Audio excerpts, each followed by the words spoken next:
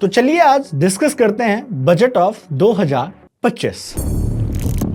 आज भारत की विकास यात्रा का एक महत्वपूर्ण पड़ाव है। I present the budget for 25-26. I am now happy to announce that there will be no income tax payable up to income of 12 lakh rupees. So if you have a salary, you may be paying less tax. But the important question is, what happens if you don't have a salary? आपने ये glimpse देखी होंगी। निर्मला सीतारमण जी ने जैसे ही कहा कि 12 लाख पे zero income tax, मतलब कि ये एक ऐसा अनाउंसमेंट था कि मीम्स की सोशल मीडिया पे बाढ़ आ गई। ये जो बजट की विशेषता ये है कि Was this a budget of the government of India or was this a budget of the government of Bihar? Dream budget कहा जा सकता है। हमारी इकोनॉमी को एक्सेलरेट करने वाला ये बजट है। केवल घोषणा इन लोगों ने करने का काम किया। ये हर भारतीय के सपनों को पूरा करने वाला बजट। ये सरकार झूठी है। विकसित भारत की सोच को मजबूती देने वाला ये बजट है। अब आपने ऑपोजिशन का भी देख लिया रिएक्शन। तो कहते हैं कमबैक नहीं हो रहा, तो कमबैक ऐसे होता है। जिंदगी में मैंने दो लोग का कमबैक देखा, एक हार्दिक पांड्या था और एक दूसरा निर्मला ताई जी का। ये व्हाट अ कमबैक यार। मतलब कल तक जिनको भर भर के गालियां जैसे हार्दिक पांड्या को मिल रही थी वर्ल्ड कप से पहले और T20 वर्ल्ड कप की वो परफॉर्मेंस उनको एक हीरो बनाती है। निर्मला ताई जी मतलब हीरो तो नहीं, लेकिन कहते हैं ना कि अपने इतने सारे हीटर्स में से कहते हैं अगर 100 हीटर्स हैं तो 70 का मुंह बंद करने के लिए व्हाट अ वेपन। अब देखिए मैं बता देता हूं आपको, कई लोग इस बजट को कई तरह से एनालिसिस करेंगे, लेकिन हम बड़ी आम जनता है यार, आम तरीके से आम लैंग्वेज में समझेंगे। अब आप लोग कहेंगे, कई लोग इस पे कह रहे हैं मेरी 12 लाख इनकम नहीं, वो नहीं है आपकी समस्या है यार, उसको कीजिए। चलिए मेरी है 12 लाख, मैं तो खुश हूं। और जितने लोग हैं या जो फ्यूचर में 12 लाख से ऊपर जाना चाहते हैं, प्लीज हैप्पी रहिए। और खास बात क्या है, भारत में अब बजट पे बात होने लगी। लोगों ने गवर्नमेंट को क्रिटिसाइज किया, आम आदमी को लेकर क्रिटिसाइज किया, इतने मीम्स बने, उसका प्रेशर साफ दिखा। तो एक चीज तो पता चलता है कि अगर डजंट मैटर आपकी ही चुनी हुई गवर्नमेंट हो, मैंने भी बीजेपी को वोट किया था, लेकिन अगर आपको उससे समस्याएं हो रही हैं तो आवाज उठाइए, आवाज सुनी जाएगी और उसका असर यहां देखने को मिला। तो बजट्स की हाइलाइट्स के बारे में बात हम करेंगे ही करेंगे और समझेंगे कि ये बजट कैसे यूनिक है। थोड़ा सा आम आदमी को सच में राहत, में फिर से बता दे रहा हूं, सैलरीड पर्सन को राहत है। देखिए बात इनकम टैक्स की यहाँ पे हो रही है, अदर चीजें जो भी, देखिए इनकम पे टैक्स मतलब अगर आपका इनकम उतना तगड़ा है, स्पेशली सैलरीड पर्सन जिसे कहते हैं 2 से 3% लोग इंडिया के सैलरीड हैं जो इनकम टैक्स पे करते हैं, तो ये 2-3% का मतलब कमर टूट जा रहा था, उनको राहत हुई है। अब जो पे ही नहीं करते उनको घंटा नहीं फर्क पड़ता है इस बजट से, तो कोई बात नहीं। फिलहाल चलिए समझते हैं इसको, जिनको फर्क पड़ता है, जैसे मेरे जैसे लोगों को तो फर्क पड़ता है। तो आप आई कांट से मुझे फर्क नहीं पड़ता, मुझे फर्क पड़ता है। और ये कमबैक रियली में है, इस मीम्स की बाढ़ को रोकने के बाद थोड़े पॉजिटिव मीम्स बने हैं। तो वित्त वर्ष 2025-26 के यूनियन बजट को 2025 में संसद में पेश हुआ और ये लगातार उनका 8वां बजट है, जिससे ऐसा करने वाली वो पहली वित्त मंत्री बन गई। और ये बजट प्रधानमंत्री नरेंद्र मोदी की सरकार की तीसरी सरकार का एक पहला पूर्ण बजट था। तो बजट का स्पॉटलाइट तो 12 लाख की इनकम पे कोई टैक्स नहीं है। सैलरी टैक्स पेयर की ये सीमा 12.75 लाख तक होगी, मतलब 75,000 का स्टैंडर्ड डिडक्शन होगा। वित्त मंत्री जी का कहना है कि इससे भाई 6 मुख्य क्षेत्र हैं जहां पे इंफ्रास्ट्रक्चर मजबूत होगा, स्पीड होगी इकोनॉमी, फाइनेंशियल सेक्टर से लेके पावर सेक्टर से लेके अर्बन डेवलपमेंट से लेके माइनिंग तक की सबकी बात की है। तो चलिए जब इस टैक्स स्लैब की बात हुई है 12 लाख की, तो थोड़ा समझते हैं इसको सिंपल भाषा में। देखिए अगर 2024 का अगर आप यूनियन बजट का टैक्स स्लैब अपनी स्क्रीन पे देखेंगे तो कुछ इस तरह से था। 0 से 3 लाख तक आपको देना है, कोई टैक्स नहीं, इस वाले में भी वही है। उसके बाद अगर आप बात करेंगे 3 से 7 लाख तक आपका था 5%, 7 से 10 लाख था 10%, 10 से 12 पे 15, 12 से 15 पे 20% और अब 15 लाख 30% था। अब जो नया है उसको देखिए, 0 से 4 में नील है, पहले 0 से 3 पे नील था। 4 से 8 लाख पे 5% है, 8 से 12 लाख पे 10% है, 12 से 16 पे 15, 16 से 20 पे 20%, 20 से 24 पे 25 है, अब 24 लाख 30%। अब कुछ लोग कहेंगे इसका मतलब अरे सर तो फायदा क्या हुआ, 12 लाख से तो तनिको 1 रुपये ऊपर गए तो हमारा 15% लग जाएगा। तो आप गलत फहमी में ना जिए। अच्छा, यहाँ पे एक स्टैंडर्ड डिडक्शन होता है जो सरकार देती है कि भाई ठीक है आपके अदर खर्चे भी हैं, उस पर हमें डिडक्शन देते हैं, तो 75,000 का डिडक्शन भी है। तो आप समझिए कि इसको एक सिंपल सी कैलकुलेशन से मैं आपको समझा देता हूँ। जैसे कि आपकी अगर 12 लाख रुपए से ऊपर की सालाना सैलरी है, वैसे समझिए कि आपको पहले कैसे छूट मिलेगी, जीरो टैक्स कैसे होगा। 4 लाख तक कोई टैक्स नहीं लगा। अब 4 से 8 लाख पे 5% का टैक्स लगाइए, होता है 20,000। 8 से 12 लाख पे 10% होता है 40,000। 12 लाख आ गए तो 20,000 और 40,000 हुआ 60,000। लेकिन स्टैंडर्ड डिडक्शन 75,000 है, मतलब 12,75,000 तक अगर आप सैलरीड एम्प्लॉय हैं तो आपको टैक्स नहीं पे करना है।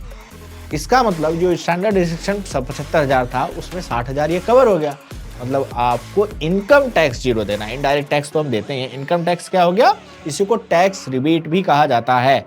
क्योंकि जब आप ITR भरते हैं, इनकम टैक्स रिटर्न जब आपका CA भरता है, तो उसमें बहुत सारे रिडम्पशन मिलते हैं। पहले ये मैक्सिमम रिडम्पशन ये जो था ये 25,000 का था, अब 75 किया गया, मतलब इसको 3 गुना बढ़ाया गया। और इससे आम आदमी की इनकम में साल का अगर 12 लाख 13 लाख 14 लाख वाला है तो 60-70 हज़ार रुपये तो बचा ही लेगा यार, 30-40 बचा ले, डिपेंड करता है। ITR भरने में आपको देखिए ITR में क्या होता है कि आप सेस पे करते हैं। सेस का मतलब टैक्स के ऊपर टैक्स, एजुकेशन और हेल्थ, जिसमें आपको मिड डे मील और सैलरी वगैरह के लिए गवर्नमेंट टैक्स लेती है। मान लीजिए आप 1,000 रुपये पे 300 रुपये टैक्स भरते हैं तो उस पर 4% का सेस लगा दीजिए, मतलब आपने 12 रुपये टैक्स के ऊपर टैक्स दिए, तो ये सेस वगैरह होते हैं।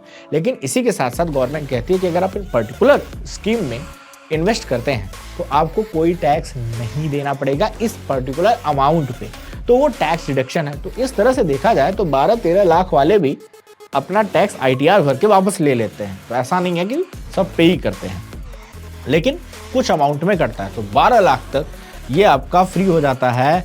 अदरवाइज पुराने स्लैब में अगर आप घुसेंगे तो पुराने स्लैब में आपको पे करना पड़ता, अच्छा खासा पे करना पड़ता। अगर आप पुराने स्लैब की बात करेंगे तो आप कहते हैं कि सर 3 से 7 लाख पे 5% था, 7 से 10 पे 10 था और 10 से 12 पे 15 था, तो कुछ आपको 22-23 हज़ार का फ़र्क देखने को मिल जाएगा। अपनी कैलकुलेशन से सिंपली कर लीजिएगा, तो ये आपको मिलता है। अब कुछ लोग ऐसा कह रहे हैं, अरे सर अप्रेजल है मेरा 12,75,000 की जगह 12,76,000 हो गया, तो 12,78,000 हो गया, तो सरकार इतनी पागल नहीं है कि 12,76,000 हो गया तो पूरे पे दोगे, नहीं। There is a word call marginal relief. तो मार्जिनल रिलीफ का मतलब होता है कि अगर आपका 1,000, 2,000, 10,000 ज़्यादा है तो उतनी पे टैक्स लगाया जाएगा। ऐसा नहीं है कि पूरा रगड़ दिया जाएगा, ये तो ना इंसाफी हो जाएगी ना।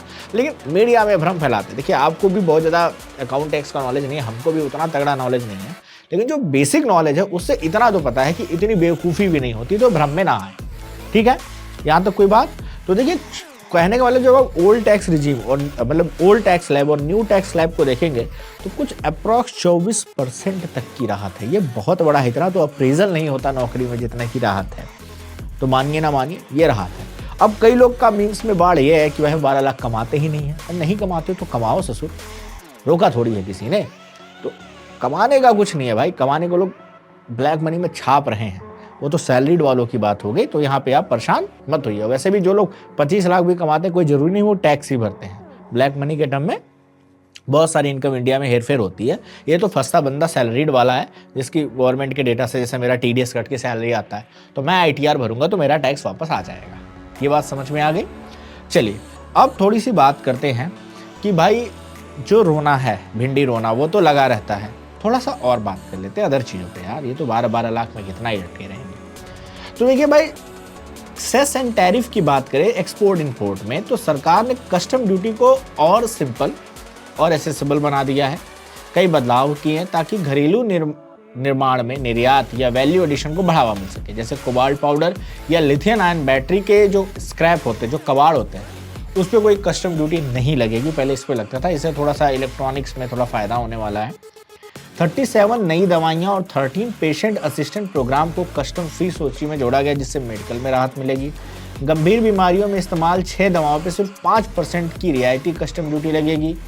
गीले ब्लू लेदर की BCD को पूरी तरह से बढ़ाएं, क्रश्ड लेदर पे 20% शुल्क से मुक्त किया।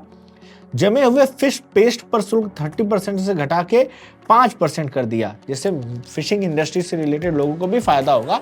तो सरकार ऐसे ऐसे अलग अलग इंडस्ट्रीज को थोड़ा बहुत देखती रहती है। ठीक है, अब 10.18 लाख करोड़ का संशोधित कैपेक्स है, मतलब सरकार ने जो कैपेक्स पूंजीगत व्यय होती है उसको बढ़ा के 10.18 लाख करोड़ कर दिया। मतलब शहरी विकास के लिए 1 लाख करोड़ का अर्बन चैलेंज फंड बनाया जाएगा, जहां शहर की आर्थिक व्यवस्थाओं को विकसित किया जाएगा। और किसानों के लिए क्या है? किसान एक प्राथमिकता पे आते हैं, जिसके लिए प्रधानमंत्री कृषि योजना के तहत एक नई पहल शुरू की गई है, जिसमें जनधन कृषि योजना कहा जाता है। कम उत्पादन वाले 100 जिलों पे विशेष ध्यान दिया जाएगा।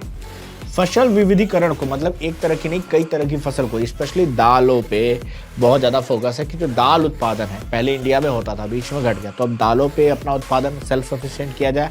और मखाना, बिहार को सेंटर बनाएगा और इस बजट में बिहार को भी काफ़ी कुछ दिया गया है। बिहार का इलेक्शन देखते हुए देखिए भाई, जहाँ पे भी इलेक्शन होगा बजट फाड़ के दिया जाएगा, क्योंकि बजट और पॉलिटिक्स साथ चलती है, तो ये मत सोचिए। लेकिन जो मेन हाईलाइट थी, जिसके लिए सरकार को एकदम धुएं की तरह क्रिटिसाइज किया जा रहा था, उस पे टेप लगाने का कुछ हद तक कामयाब। कई लोग रोएंगे, हमको इस पे भी चाहिए, हमको उस पे भी चाहिए, जीएसटी में घुमा के ले लेगी, अरे जो ले लेगी, लेकिन कहते हैं at the end of the day हमको हमारा दिख रहा है, बच रहा है। लेने को तो कोई सरकार कहीं ना कहीं से ले ही लेती है गुरु, ऐसा मत सोचो कोई भी छोड़ती है। बट एक है कि आवाज उठ रही थी, उससे आपको राहत यहाँ मिली है। अगर आप 30 लाख कमाते, मैं तो चाहता हूँ जिंदगी में 30 लाख कमाऊँ, 2-4 लाख टैक्स यार, कुछ चोरी कर लूंगा, अलग बात है। मतलब उससे कमाए तो 30 लाख, पूरे 30 लाख आए, 4 लाख ले जाओ सरकार, तो ऐसी कोई बात नहीं है। क्योंकि देखिए, अगर टैक्स सही जगह जाता है ना, मजाक अलग, अगर टैक्स सही जगह जाता है, देश के ग्रोथ इंजन में बहुत ज़्यादा काम आता है। बट उस टैक्स का पैसा घोटालों में, नेताओं में, अरबपतियों में ना चला जाए। बट कोइंसिडेंटली वो हमारे हाथ में डायरेक्टली नहीं। इतना बताया कि सरकार ने पिछले 10 सालों में टैक्स को सिंप्लीफाई करने में बहुत काम किया है। इसमें मैं कोई भी, मेरी बात को कोई भी टैक्स एक्सपर्ट काट नहीं सकता। कारण क्या है? क्योंकि आज आप 90% से ज़्यादा का टैक्स इतना सिंप्लीफाई हुआ कि अपना टैक्स आप खुद कैलकुलेट करके अपना ITR खुद भर सकते हैं। अगर आपको ठीक ठाक जानकारी होने तो 500 रुपये CEO को दीजिए ना, उसके बाद तो कमाई का जरिया है। तो इस तरह से ये चल जा रहा है। आप किस बजट पे क्या राय है? सोने होने का बात मत कीजिए, सोना तो महंगा हो ही रहा है। अपना बताइए, आपको लगता है कि कुछ तो हुआ है? अगर आप सैलरीड एम्प्लॉय हैं तो, बाकी 4-5 लाख 7 लाख वाले हैं तो चिल मार के पड़े रहो। कहाँ देना है तुम्हें? तो तुम्हारा 8 लाख का है, 4% 20,000 आया, टैक्स रिडक्शन में 75,000 ऐसे ही है। तो तुम 12 लाख कमाओगे तब तो तुम टैक्स, 12 लाख कमाने पे तुम्हारा 60,000 टैक्स आ रहा है, तुम्हारा 75,000 रिडक्शन। मौज करो, 12 लाख 75,000 तो कुछ देना ही नहीं। इतना कमाओ तो पहले। इंडिया की ठीक ठाक पॉपुलेशन इसी 12 लाख में निपट जानी है यार। 76% टैक्स पेयर जो इस साल टैक्स के लिए फिल करेंगे, उनका पैसा रिटर्न आ जाएगा। टैक्स ही नहीं, 0 पे टैक्स होगा, उसमें कुछ फिर जो अगले 4-5-8-10% है वो ITR से, मेरे जैसे लोग तो ITR से भी पैसा वापस ले लेंगे, क्योंकि यार इतने खर्चे हैं, ITR से पैसा वापस आ जाएगा। गिने चुने जो सैलरीड एम्प्लॉय हैं, 25 लाख 30 लाख 20 लाख 40 लाख कमा रहे हैं, उनका टैक्स जाएगा। तो ये मानिए मिडिल क्लास की एक अच्छी खासी पॉपुलेशन को राहत मिलती है। तो खैर आज की वीडियो में इतना, बाकी मिलते हैं किसी नेक्स्ट वीडियो में किसी और टॉपिक के साथ। एंजॉय कीजिए। Bye everyone, have a good day.